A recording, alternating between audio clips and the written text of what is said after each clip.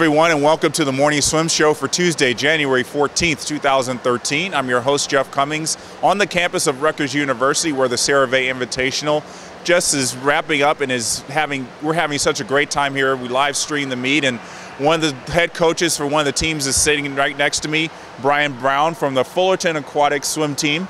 Brian, thanks for joining us.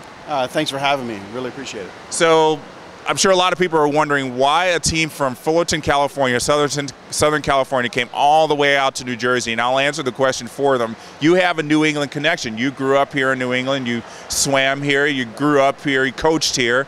So how does it feel to be back? Oh, it's great to be back. You're great hosts here. The Berkeley Aquatic Club does a fantastic job with this meet, and a long course opportunity is a long course opportunity. So we like to pit ourselves against some of the best people in the Northeast, and so we're here to do that. A lot of your kids grew up in Southern California, so they're probably a little shell-shocked by the weather. Definitely shell-shocked. It's really pouring out there right now, but we don't see that often. But I like to provide challenges for the kids in whatever way I can, and I think it's a good experience for them. And tell us how holiday training went with these kids, and how they were able to come here and be able to race after being pretty much broken down. We had a really good training over Christmas. We did doubles almost every day, and we've got some good work in, some good background work in, which I always think is important for long course. And so, you know, they come off of that and go back to school and feel good when they get here. So it's been interesting. And you've been coaching at FAST for about 2 years now, a little more than 2 years. That's right. How have your expectations been exceeded or met so far? We haven't exceeded expectations, no. I think it's important to be realistic about where you are, and you know, we've got some kids that are swimming at the national level now, and I'm very proud of that. But where I feel we're on track. The kids that we've got are doing a really nice job. And one of those kids is Jarrett Cascawal, won the 800 freestyle here. Very interesting the way he swam it. Not many people can pull this off very well. Negative split it, I believe like 409.8, 409.4. How do you train somebody to be able to do a negative split for a distance race? Well, we do a lot of long aerobic swimming. Sometimes it's not that intense, and I think what that does is it gives them the basic background to be able to pull something off. And then at the end, they're able to add something to it, versus going straight for the throat and doing race pace kind of training. I think that we're giving them the tools to do what you're talking about, where you swim real easy on the first half of the race and then able to kick the legs in and have a nice swim. I don't think it was necessarily that easy. It didn't look like it was that easy. I mean, you can't be going, you know, aerobic pace and then pretty much all out. But I guess what you're trying to say is make that first half of the race feel and look smooth. Yes, that's right. Basically, what I try to do with all the events is make everything as aerobic as possible, because I don't want them to go anaerobic too early. And generally, our emphasis is long course. So I want them to be able to finish the length and finish the race well. So you teach them how to do that by doing it, basically, in practice. Were you surprised that he was able to pull that off? Well, Jared's in a transition. Last year he came here and his time was, it was the best time. It was 8:47. So he's been a work in progress. And what we have had him do is go out really fast and just hang on. That's what we've been doing, and now we're teaching him the opposite of that. But I had to get him fast enough to begin with in order for the negative split to make sense. So this is kind of a new thing for him, and he's enjoying swimming it.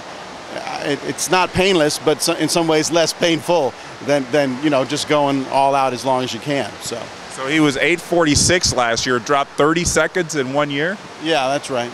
Pretty remarkable. I've been talking a lot about how it must be great to be an age group swimmer, but I mean, he's 17 years old, right? Right. So I mean, when you get to 17, you're not really dropping times like you were when you're 10 years old. So 30 seconds, he must have been doing a lot of improvement in the past year. He did. Well, Jared, he took some time off from swimming, and he came back kind of when I got there, just by accident, and so we had a lot to make up for a lot of time. And he's been doing a good job at that, and he's really a work in progress. I think he's got a lot more in front of him because he didn't swim a lot when he was early teenage years. So he's just one of those kids that it's worked out well for, and I think he's got a big upside in the future. Swimming in Southern California is obviously very different than swimming in New England. There's a pool like on every corner.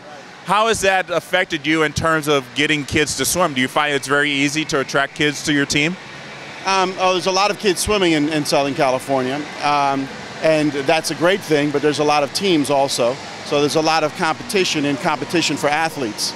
And so sometimes I have a very long-term perspective. I feel like I'm a developmental coach. I'm trying to set them up for the future. And a lot of people are kind of they want it now kind of mentality. So you have to attract people that are willing to stick with you for a little while and see the process unfold.